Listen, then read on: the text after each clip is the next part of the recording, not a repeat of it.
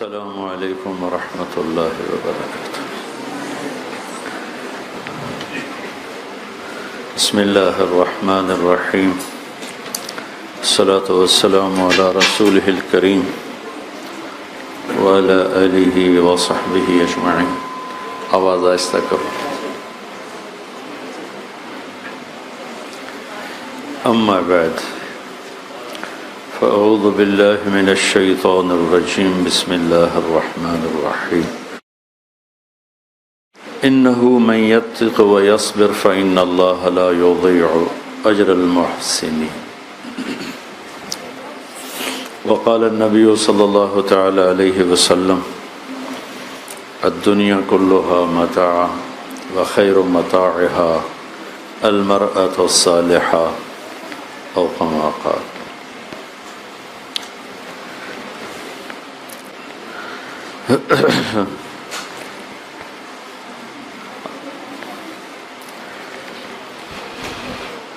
کچھ عرصے سے مجھے مسلسل سر درد ہے، میں کوئی زیادہ بات تو نہیں کروں گا۔ ایک آیت پڑھی ہے میں نے، یہ پورے قرآن کا مجھے خلاصہ نظر آتی ہے، اور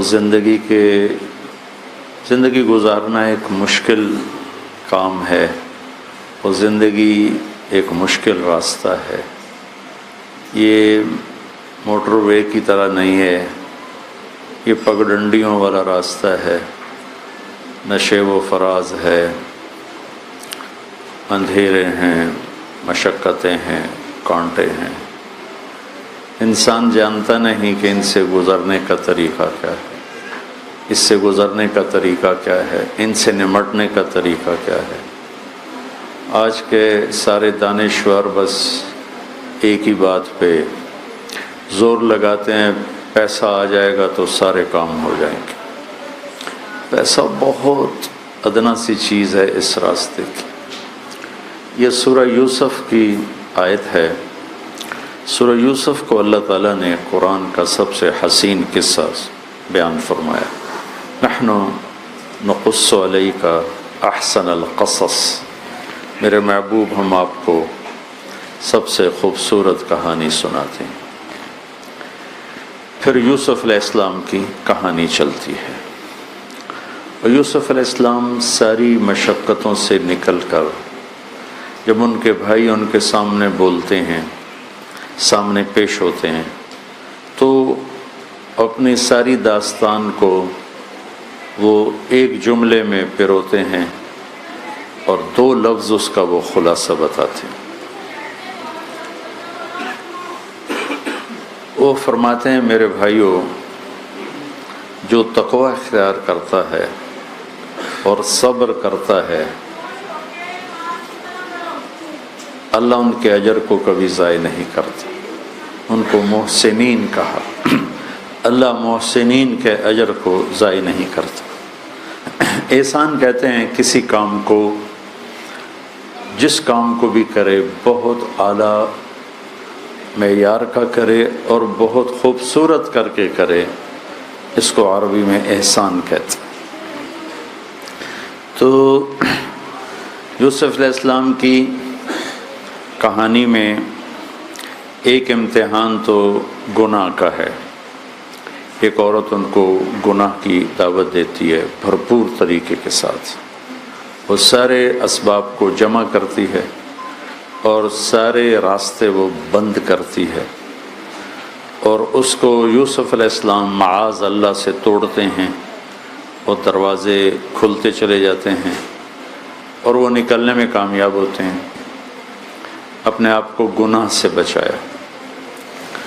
دوسری کہانی لمبی ہے۔ گھر سے بھائیوں نے حیلے سے نکالا، کنویں میں ڈالا، چند کوڑیوں میں بیچا، پھر مصر کے بازار میں بکے، پھر ان پر بدکاری کی تہمت لگی، پھر انہیں گدھے پہ سوار کرا کے پورے شہر میں پھرایا گیا، پھر جیل میں ڈالا گیا، یہاں تک کہ اللہ تعالیٰ کی طرف سے دروازہ کھلا اور اللہ نے ان کو وزارت کے منصب پر بٹھایا، اور بھائی بھی آئے وہاں غلہ لینے کے لیے۔ تو ان دو لفظوں میں دو کہانیاں ہیں۔ جب حالات کی شدت آئے تو کیا کرنا ہے، اس کے لیے لفظ صبر ہے، اور جب گناہ کی دعوت ملے تو کیا کرنا ہے، اس کے لیے لفظ تقویٰ ہے۔ تقویٰ کا مطلب یہ نہیں کہ اس سے گناہ نہیں ہوگا، انسان ہے، بشر ہے، کوئی بھی بڑے سے بڑا گناہ ہو سکتا ہے، لیکن تقوی کی علامت یہ ہوتی ہے کہ ندامت ہوتی ہے اور فوراً توبہ کرتی ہے، روتا ہے، روتی ہے، اور اپنے گناہوں کی معافی اللہ سے مانگتے ہیں۔ یہ تقوی والے ہیں۔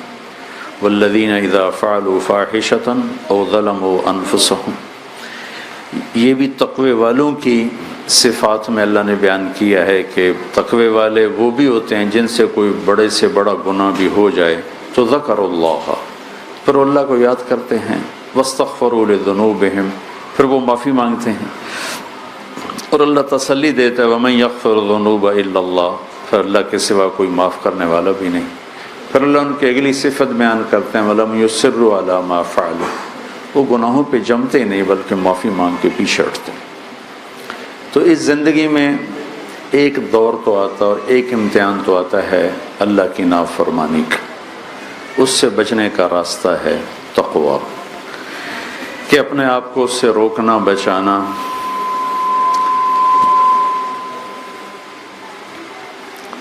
جو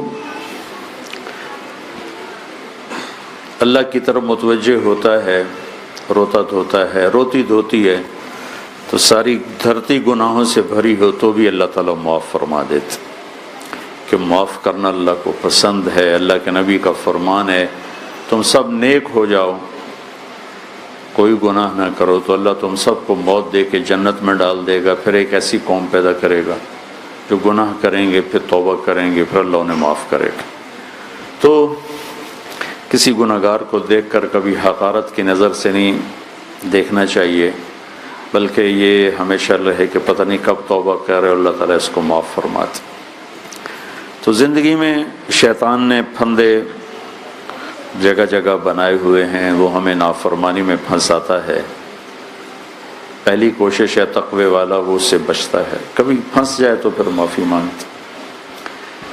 دوسری چیز جو ایمان کے بعد میرے نزدیک ایمان کی سب سے بڑی صفت وہ صبر ہی ہے، کہ صبر ایمان کی تمام صفات کا لازمی جزو ہے۔ جیسے زندگی کا لازمی جزو پانی ہے، پانی نکل جائے تو زندگی کا خاتمہ ہو جاتا ہے، صبر نکل جائے تو ایمان کی صفات مردہ ہو جاتی۔ دنیا اور آخرت کی دونوں کامیابیوں میں اللہ نے صبر کو ہر جگہ ذکر کیا ہے۔ وَجَعَلْنَا مِنْهُمْ أَئِمَّةً يَهْدُونَ بِأَمْرِنَا لَمَّا صَبَرُوا، ہم نے انہیں امامت عطا فرمائی جب انہوں نے صبر کیا۔ وَجَزَاهُمْ بِمَا صَبَرُوا جَنَّةً وَحَرِيرًا، ہم نے انہیں جنت اور ریشمی لباس دیے جب انہوں نے صبر کیا۔ أُولَئِكَ يُجْزَوْنَ الْغُرْفَةَ بِمَا صَبَرُوا، انہیں جنت کے عالی مقام ملیں گے ان کے صبر کی وجہ سے۔ ان تصبروا وتتقوا لا يضركم كيدهم شيئا، تم صبر اور تقوی اختیار کرو گے تو دشمن کا وار تم پہ کبھی کامیاب نہیں ہو سکتا۔ تو صبر ایمان کا اور ایمان کے ہر صفت کا لازمی جزو ہے۔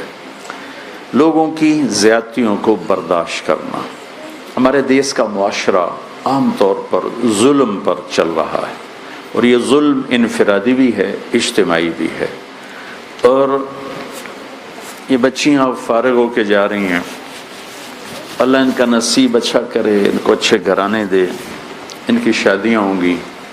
ہمارا سارا ماحول ہی ظلم کی بنیاد پر ہے، لیکن ہمارا سسرالی معاشرہ بہت زیادہ ظالم ہے، حد سے زیادہ ظالم۔ لاکھوں، اس میں نہ کوئی دیندار اور نہ کوئی دنیا دار، اس میں سب تقریباً برابر ہیں کہ سسرال میں جانے والی بچی وہ ایک بھٹی میں جا کے گرتی ہے، اللہ کسی کا نصیب اچھا کر دے اور اخلاق والا گھر مل جائے تو ایسے لاکھوں گھر تلاش کروں تو شاید ایک بھی نہ ملے کہ اس کا اس وقت کتنا فقدان ہے۔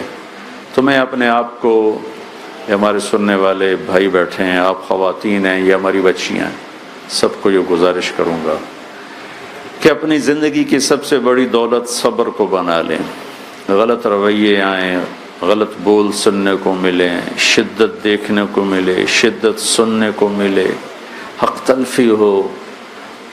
یوسف علیہ السلام نے جو راستہ اختیار کیا، صبر صبر صبر صبر، یہاں تک کہ اللہ تعالیٰ نے پھر ان کو عزت دی اور ان کے بھائیوں کو ان کے سامنے جھکایا۔ یا ابت ھذا تأویل رؤیائی قد جعلہ ربی حقا، کہ جب وہ گرے سجدے میں تو ان کا ابا جان یہ ہے وہ خواب جس کو اللہ نے سچا کر دکھایا۔ تو میں اپنے آپ کو بھی یہ نصیحت کرتا ہوں اور آپ سب سے، اس معاشرے میں اگر عافیت اور امن کے ساتھ زندگی گزارنی ہے تو چپ رہنا سیکھیں، زبان پر بندش لگانا سیکھیں۔ کسی کا بھی غلط رویہ آئے، بہن کا، بھائی کا، خامند کا، ساس کا، سسر کا، نند کا، دیور کا، بھابھی کا، بس چپ ہونا سیکھ لیں۔ اور یہ اللہ کا وعدہ ہے، جو صبر کرتا ہے ان اللہ مع الصابرین، اللہ اس کے ساتھ ہو جاتا۔ معاشرے میں مزید بگاڑ اس لیے کہ جانے والی بچی بھی اسی ماحول کی ہوتی ہے، وہ بیچاری بھی پھر پھٹ پڑتی ہے، بول پڑتی ہے۔ اس وقت طلاق اتنے زیادہ بڑھ چکے ہیں کہ ہولناک ہوش ربا اس کی شرح ہو چکی ہے طلاقوں کی، کہ عدم برداشت کی وجہ سے بہت جلدی گھر ٹوٹتے ہیں، بہت جلدی گھر ٹوٹتے ہیں۔ تو میں آپ سب بچیوں کو قرآن کی یہ دو باتیں یاد دلاؤں گا، اور جو مستورات آئی ہیں، ایک گناہوں سے بچنے کا راستہ اختیار کریں، ہو جائے تو اللہ سے معافی مانگیں۔ اور ایک گناہ جو اتنی کثرت سے ہے جس پہ توبہ کا خیال بھی نہیں آتا، وہ غیبت ہے، اوروں کی حقارت ہے، اوروں کی کمیاں پکڑنا اور دیکھنا ہے، اوروں کی برائیوں کے تذکرے کرنا ہے، جھوٹ بولنا ہے، شکایت لگانا اور آپس میں لڑانا الجھانا، یہ ایک عام وبا ہے ہمارے معاشرے کی۔ آپ سے بھی کہتا ہوں، اپنے آپ سے، کہ اپنی زبان کو سچ کا عادی بنائیں، میٹھے بول کا عادی بنائیں، اچھی گفتگو کا عادی بنائیں۔ جہاں کسی کی غیبت ہو وہاں سے اٹھ جائیں، نہ سنیں نہ بولیں، تو آپ کا دل پاک ہو جائے گا۔ اور آنے والی ناگواریوں کو صبر کے ساتھ برداشت کریں، اللہ آپ کا ساتھی ہو جائے گا، آپ کے لیے راستے کھلیں گے، آپ کے لیے راہیں ہموار ہوں گی، کہ میرے اللہ کا وعدہ ہے ان اللہ مع الصابرین۔ اور قیامت کے دن اعلان ہوگا فَلْيَقُمْ أَهْلُ الصَّبْرِ، صبر والے کھڑے ہو جاؤ۔ تو ایک چھوٹی سی جماعت کھڑی ہوگی اور اللہ ان سے کہیں گے جاؤ جنت میں چلے جاؤ، تمہارا کوئی حساب نہیں۔ یہ اتنا بڑا پرچہ ہے جس کو دنیا میں جو حل کر گیا وہ قیامت کے دن بغیر حساب کتاب کے جنت میں داخل ہوگا۔ اللہ آپ کا نصیب اچھا کرے۔ السلام علیکم۔